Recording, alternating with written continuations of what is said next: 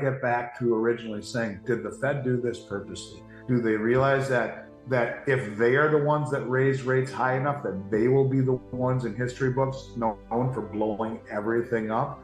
Or would they rather incentivize a villain? Would they rather have a villain like Putin, like Xi, like OPEC, who say, we're out? I mean, they're going to weaponize the dollar. They're going to take our money and our assets. They're going to sanction us. They're going to kick us out of SWIFT. So let's sell all our treasuries. Let's coalesce. Let's suck Saudi Arabia and let's suck 85% of human population and rallying cry against the West, but the glue that makes it stick, because the euro was a rallying cry against Western or against the U.S. hegemony, didn't work. Too many actors moving in too many different directions. But how about pegging it to a commodity where you have the glue that makes everyone's voice equally heard, because they've all pegged it using distributed ledger technology? It's coming. And I think when that happens, when Saudi Arabia makes that announcement, it will be on a Sunday night. We will have no time to react. And I will leave you with this before I entertain any questions you have. I know I've monopolized a good hour here. I apologize, but sometimes I get on a roll, I can't shut up. And that is simply this. I really do believe that if you are not a contrarian, you will be a victim. I really do believe that if you are fully invested in dollars, you're destined to go broke.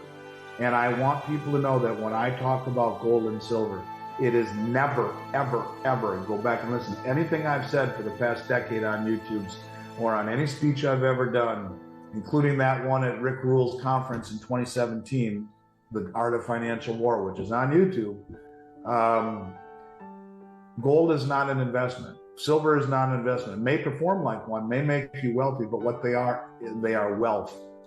5,000-year wealth that has outlived every world war, German hyperinflation, the Great Depression, and every pandemic. And when you see the most well-funded, well-informed, influential traders on the planet accumulating the stockpile of metal that they are, when you see a company like JP Morgan, who paid a $920 million fine to the Justice Department for suppressing gold and silver, accumulate, according to Ted Butler, over 45 million ounces of gold and 1.2 billion ounces of silver, 12 times what Hunt Brothers tried to buy, the largest physical position of metals ever owned off their books. When you see the most sophisticated, well-informed, influential traders on the planet massively accumulating metals and de-dollarizing, whether it be the U.S. commercial banks or the foreign central banks, when you see the rise of the others, the most influential and well-informed private traders draining the London Metals Exchange, draining the COMEX, when you see gold reclassified tier 1, when you see all of these countries coalescing, when you see all the 13 OPEC producing countries on the Belt Road, the U.S. isn't part of it. When you see 200 countries at the IMF from around the world say we want a new system, why did they choose gold as a tier 1 reserve asset? Why not special drawing rights from the IMF? All of these things put together in and of themselves, okay, put them all together and look at it as a sphere, and you can see the dollar screwed. You can see the West is living on borrowed time. And you can see they are putting everything together right now.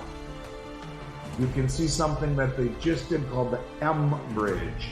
The M Bridge is a new technology that allows cross-border payment of central bank digital currencies. It was just done by China, I think Singapore, and the United Arab Emirates. It was like a 40-day test, and it worked. And now all of it sidesteps the intermediary banks of the West, or SWIFT. When you see them build something called CIPS, CIPS, the cross interbank payment system, sidestepping SWIFT, all of these countries will sign on to CIPS. All of these countries who will have the ability to trade central bank digital currencies cross-border until they unite. When you see all of this stuff together, if you don't see the fact that being in dollars fully and exclusively is a very bad idea, then you're not looking at the world the way that I am. And I think it's just a matter of time before people in this country have a religious experience, because when the dollar gets dumped by OPEC, which it will, you can see it. You can see the fact they don't even take Biden's phone calls. They are joining BRICS. They're moving away from the West to a massive majority of human population that is not going green. It's coming. And this is why you own gold and silver. It is wealth. This is why they're buying it, because it's wealth. It's not an investment, it's wealth. And I strongly urge people to listen to what I'm saying and to consider owning gold and silver as significant historical wealth, and not rely upon a dollar, which is at the end of its Keynesian fiat experiment, and it's coming to an end, and I think it won't be a pleasant experience. Yeah, I know you talked a lot about the BRICS nations building CBDCs of their own, or really just one CBDC that they're all pooling into, but you also have the Fed talking about their, Fed Now CBDC program. I wonder, do you see that at all? I mean, playing into the SIPS kind of system, maybe the Fed decides to play game with the BRICS, or is the Fed now something you see that they'll do separate from the BRICS still? Or I think they'll be separate and autonomous, but that's what the M-Bridge would allow, trading, because they don't want to be completely isolated from the West. And this M-Bridge will allow central bank digital currencies to trade cross-border. And I think, that's happening, no question about it. Look, the BIS told the world that any of the BIS countries, Bank of International Settlements, anyone who's part of that would have to have a central bank digital currency by 2025. I knew it when Nancy Pelosi said virus would live on currency. And I was screaming in 2020, you're going to have a central bank digital currency in this country. And I think they will peg it to gold. The Dutch finance minister kind of shocked the world the other day when he came out and talked about a gold revaluation account that every country has. At the end of World War II, we talked about gold being pegged at $35 an ounce. All of the gold that these European countries have is valued at $35 an ounce on their balance sheet, and they are not allowed to offset it with liabilities. In the U.S., I believe it's $42.22 an ounce, and I forgot the reason why it's higher in the U.S. than it is in the rest of the world, but suffice it to say, he talked about the fact that everyone's balance sheet is upside down because all these countries had to buy sovereign bonds by creating money out of nowhere, and with rates going up, the bonds are getting killed. And he said, look, all of us have this gold revaluation account on our balance sheet. It's the gold is held in a GRA, gold revaluation account. Well, it's interesting. All they would have to do is jack the price of gold, not only from 35 where it's on their balance sheet, but to 1,800 where it is now, or how about 5,000? Revalue it to 5,000 an ounce. It doesn't, look, this picture right here, that's President Roosevelt.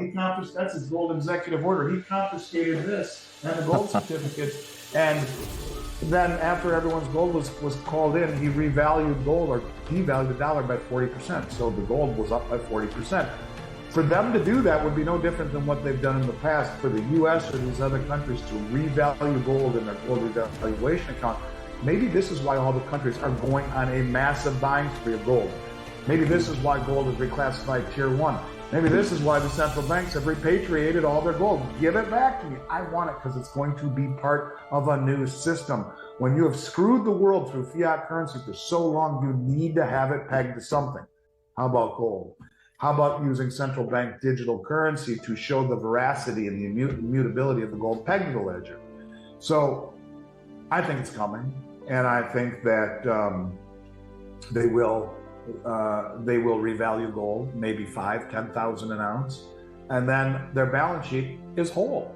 Bang! You move gold to 10,000 an ounce, and the 100 trillion in debt we have all of a sudden doesn't look so bad if you move gold to 10,000 an ounce, let's say, or whatever it may be. I don't know. It would help get all of the balance sheets solvent, and this is something I believe is coming.